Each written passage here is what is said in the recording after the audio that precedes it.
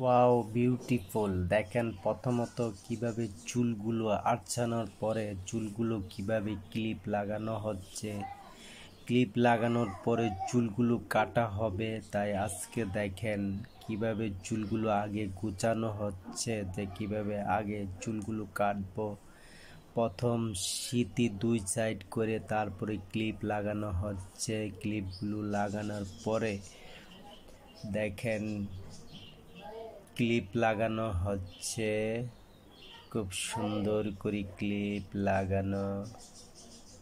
Wow, excellent. চুলের cutting দেওয়া হবে কিছুক্ষণের মধ্যেই। চুলগুলো কাটতে একটু সময় লাগে, কেননা প্রথমত আবার ক্লিপ লাগানো হয়। চুলগুলো